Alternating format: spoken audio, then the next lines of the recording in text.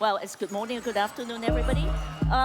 I'm very glad to be in Hamburg today. This is not my first time, it's my fourth time. And I feel very much at home here because my last two times I'm with Alibaba, our very good partner in Germany, and they really make me feel at home. So thank you very much for all my friends here. Today I'm going to talk a little bit different topic in terms of marketing and how we are reshaping marketing in China. And I'm going to cut a lot of my slides because I think it's really boring compared with whatever we're talking about. So to save you some time, I'm going to cut all these background slides and go right into the nuts and bolts, into some of sharing a very interesting case with you. Okay, just a little bit into why I'm here is because I think oh, what did I do? Oh, what did I do? Oh, okay, so I should move this here. This way? Anybody know which slide I should? Oh, here. Okay, got it. All right. So most of my career, I've been in advertising. I was the chairman and CEO of Great Global Group for a long time, but I started at back in 2005, and then was into marketing, advertising, social media, e-commerce, whatsoever.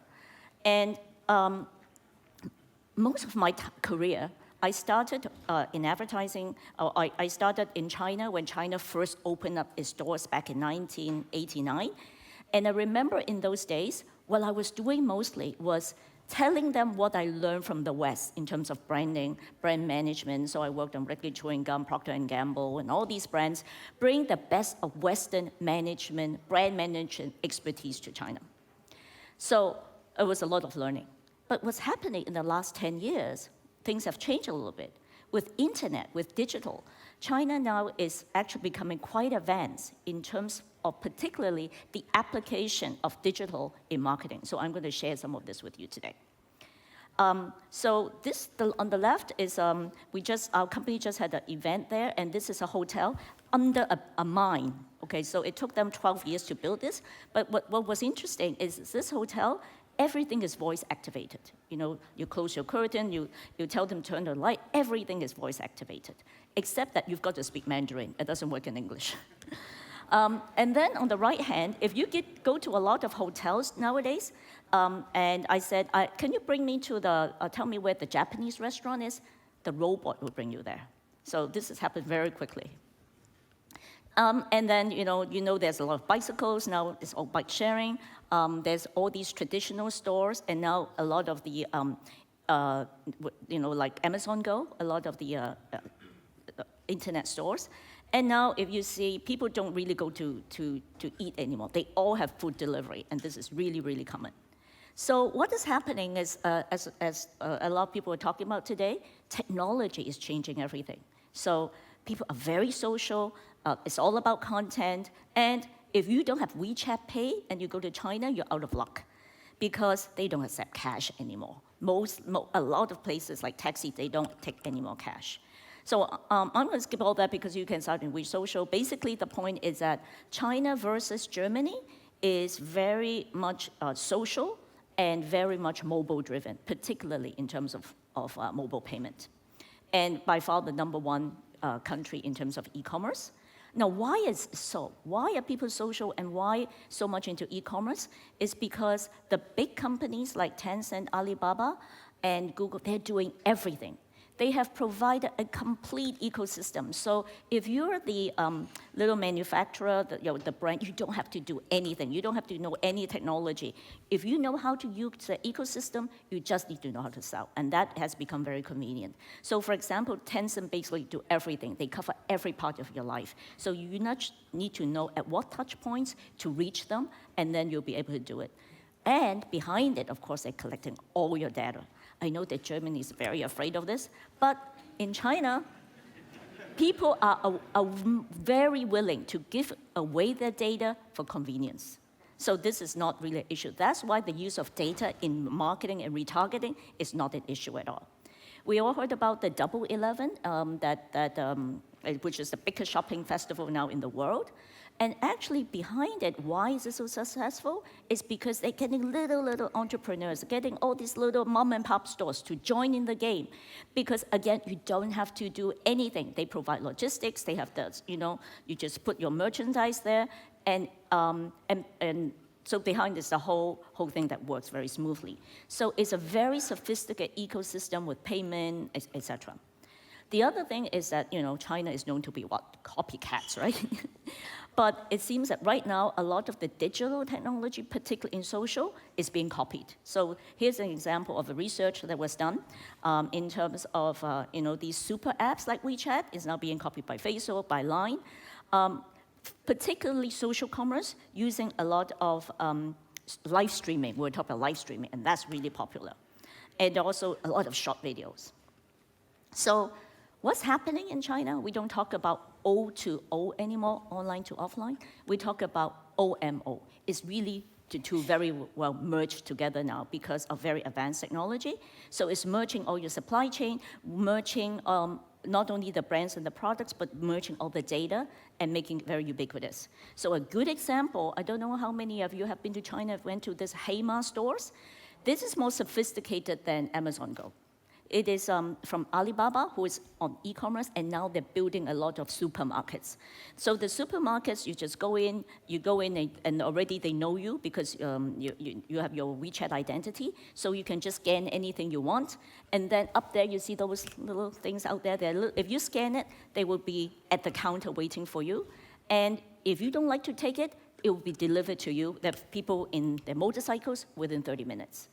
But the interesting thing is about brand experience. So what they're famous for is fresh. They sell fresh vegetables and fresh seafood, like lobster.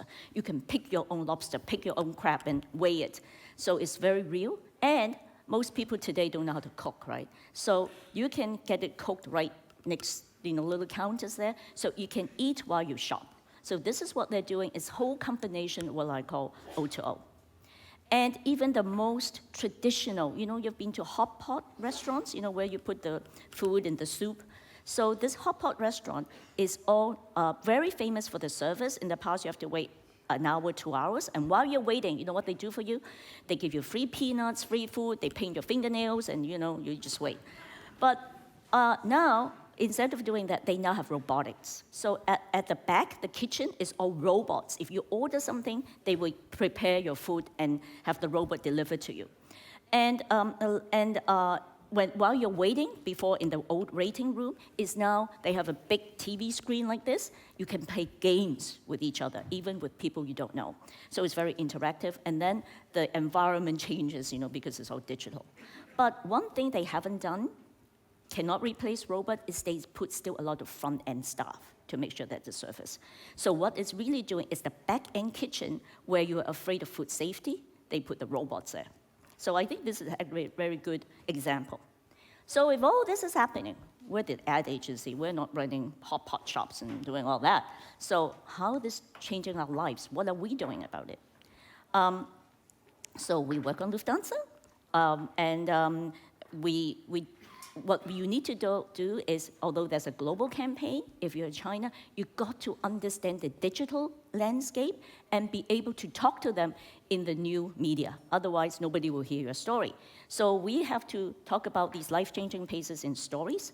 So we created all these stories, different motifs, local stories, and we're always putting them, not just the traditional advertising, which we still do, and outdoor, but we put them in, for example, in Zhihu, which is you ask the questions about the answers, in Himalaya, which is like an online training platform, in podcasts, in online news platform. So you have to know all the right places where people will actually go and deliver your brand story. And even getting engagement. So this was a very successful campaign we did for Lufthansa, where we solicit pictures from you. So we work with the version of, they actually represent Getty Images in China, the biggest.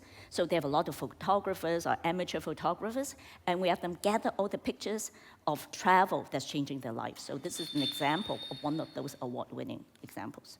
So what's happening? The biggest problem with advertisers today? Fragmentation. You have so many, there's a live streaming agency, this is a social agency, there's ad agencies, there's a media agency, digital agency, absolutely confused. And there's so many platforms booming up every day. So what we find is that actually, as a brand agency, increasingly you need to close the loop for the client. So you have to do integrated communication, but also need to understand home marketing and also the product development, and in terms of the idea, not just the communication idea. It can be a product idea, have the idea and then create a product, and then understanding all the omni-channel. So behind this, of course, very importantly, is collecting information and data so you can funnel these consumers and have a 360-degree view of your customer. So as an agency, we have always been a brand agency, but now you have to be a customer agency leader. How do you consolidate all these bits and pieces and have this total view? And this is what actually we're beginning to do. So in summary, we think the agency of today got to be data-driven and has to understand how to use the latest technology, but at the end, we're still creativity. But most importantly, everything we do must lead to business growth. In the past, we cannot justify, we don't know, but now you know. So if we are not generating business growth, so we judge creative content, not on how many likes we have, but on what conversion it drives, and keep optimizing and learning from it. So this is what we're doing now, with aggregation of data and analysis and getting this view. So I want to spend time on this. Okay, this is a very good example. This is probably our best case last year. We won a lot of awards. And because how do you have a Chinese brand of coffee? Coffee is a Western thing. We don't drink coffee. And it's a Chinese brand. We don't pretend to be a Western brand. How can it disrupt the business? It actually really beaten up Starbucks. Starbucks have been in the market, I don't know for how many years, maybe 10, 15 years, by far the number one, everywhere they go, as you know. How can we beat them? As a Chinese brand startup, no background in coffee, no nothing. So this is the story. Overall, why we went to the coffee is because the per capita consumption in China is very low versus US, versus Finland. I don't know about Germany, but maybe close to the US at least. So it's still a lot of potential to grow, right?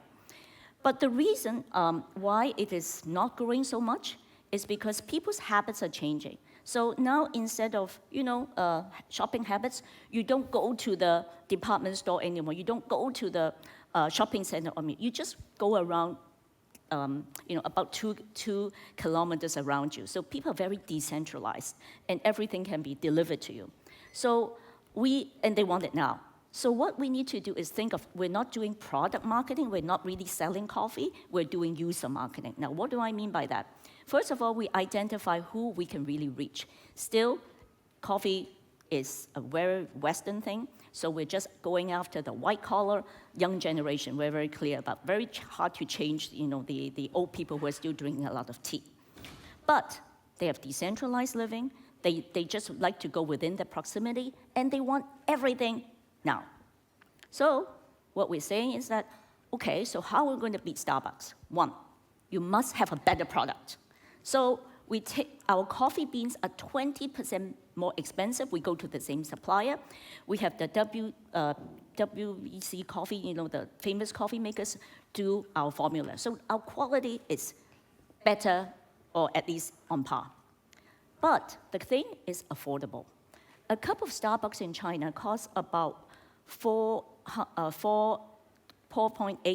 euros. It may not be very expensive to you, but it's very expensive in the Chinese standard when income is still relatively low. So we want to make it 40% cheaper. So we're selling it for 3 euros only, okay? So affordability. And then accessibility. We need to have stores everywhere. So how are we going to do it? So our strategy is, we are not the third place. The third place is out of date. We are any moment. So what do we mean by that? So first, as I said, with the best coffee, we have a lower price, but we are able to do that because we have built a cost structure that allows you to afford it. And we create a lot of usage occasions instead of spending all our money on rent. So this is what we call smart retail. So we are the new retail for national coffee.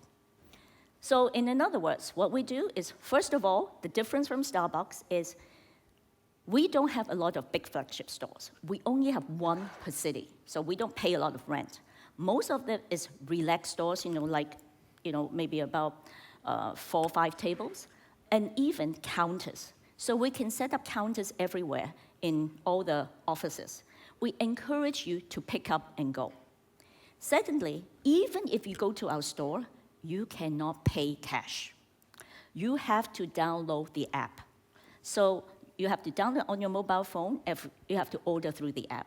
We encourage you to do so, we know who you are, what you've bought, how many you've bought, where you've bought it. We can upsell, cross-sell you everything. And with that, we can better understand our profiling, where should our next location be, and also our supply chain. So our coffee machine is all IoT. It's linked right away to the cloud, and we can optimize all the logistics. So in other words, if Starbucks, as you can see, spent all this money on retail and rent, we're saving all that and passing it on to the consumer. And we can deliver to you, so it's 30 minutes of free.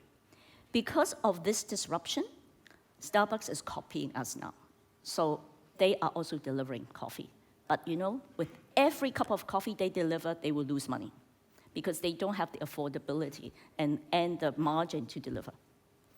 So having said that, though, it is still important. Brand is still very important. So because we're cheaper, the more important it is to build the image of the brand. So we have created a brand world. Starbucks is green, we're blue. There's no scientific reason why it's blue. It just differentiates us. Because some of my clients said, oh, why don't we make it brown? Well, brown doesn't stand out. And I have to tell you another secret. A lot of people, why is it called Luckin Coffee? Do you know why? Again, there's no research. We didn't come up with a name. The client didn't come up with a name. The lawyer came up with a name. Because every name you can imagine has been registered already. So here are just 5 names that's not been registered. Choose the one you want. And that's how we ended up with Luckin Coffee. So we said, this is one of our ads. We use 2 celebrities. They're very famous, so we have the image. So we are not for packaging, we're not for place, we're just a cup of good, great coffee. And we use a lot of social, a lot of viral. We didn't use lots of television. It's the ad on mobile. And so this is the other celebrity, also a very famous lady. And she's saying, okay, why don't you try this? It's on me. So actually, most of the, I'll show you, so our creative idea is a cup of imagination.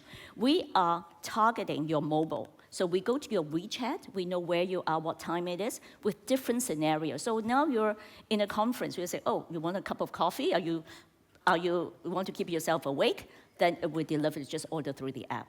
So it's very,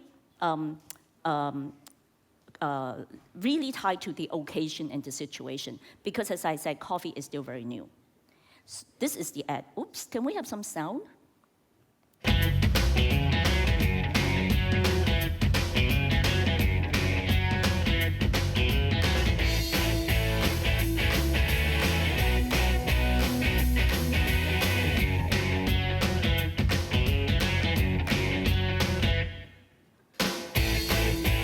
Luckin Coffee， 这一杯谁不爱？谁不爱？ So she says, who doesn't love it? That's all. So very heavy, just very simple blue and white branding.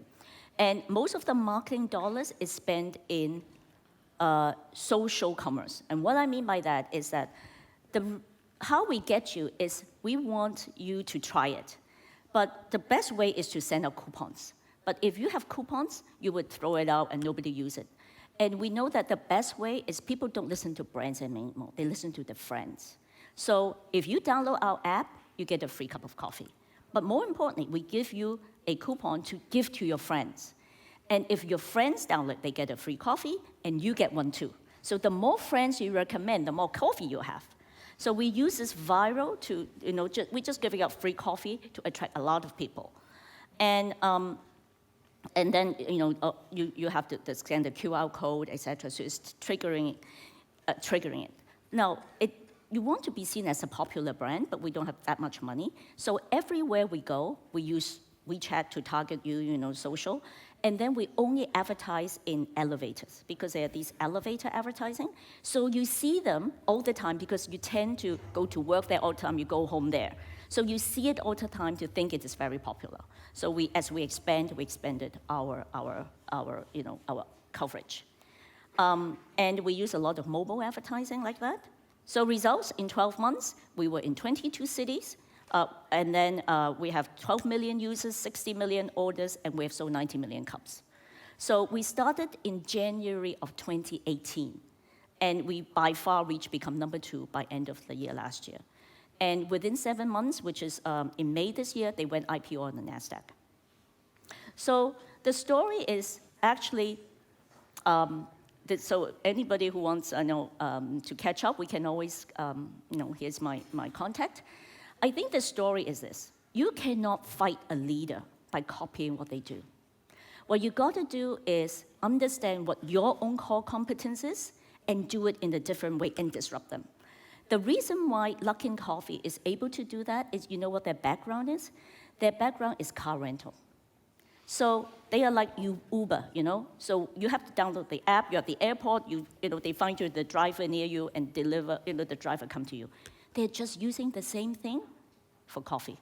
So they have done it to a science, how to get you the nearest location to deliver to you.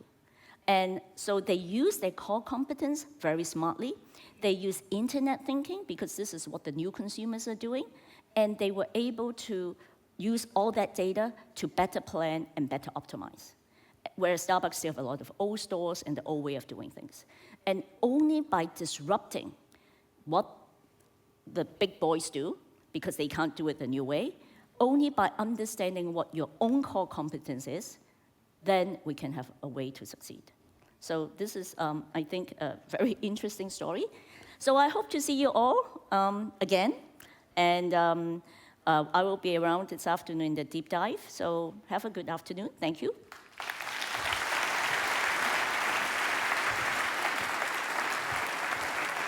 Thank you very much, Viveca. Thank you very much. That was fierce, right? Oh my word, you are a powerhouse. Oh, I'm not very powerful, I'm very small. small. Exactly. Small but fierce. Good grief. Compact, huh? Yeah, absolutely. I mean, I'm curious. Have we got time for a question, Chris? Yeah? We have 1 point. Oh, great, yeah. We've got 15 minutes. One of our previous speakers mentioned the importance of a purpose, as he thought. And I'm curious because a lot of what you talked about kind of made me feel as much intimidated as fascinated, because you can create so much impact. But how important is purpose when it comes to investment in new companies and developing So I products? think on the purpose, there are different levels. The first guys, let's keep your voices down. I know that in Germany, we always talk about sustainability, social good, and all that. But in China, they couldn't even take care of themselves yet. So the first purpose we have is we help you, because you cannot afford a good cup of coffee. So we are making it more affordable so that you don't have a lot of money to spend, but you can still enjoy a good cup of coffee. So our first is make coffee accessible and affordable for everyone. Mm-hmm. Now, once you scale up the business, once you attract the people to come, I think the next thing, when you become a big business, when you're small, you just want to give them a very good reason why. Mm-hmm. Then they are looking at now packaging, for example, that is more environmental friendly, sustainable, etc. But I think it has to go in stages. Mm. When you're not even consider you as coffee yet. When you're not even there, you have to have a really good reason why, and what are you giving me in coffee? So I think the different stages we're doing. So first is affordability, good quality. So everyone, as we said, the new retail national coffee. And then next is purpose scale comes up. later. Yeah. Okay, all right. Okay, thank you very much. Give it up for Viveca Chan, please.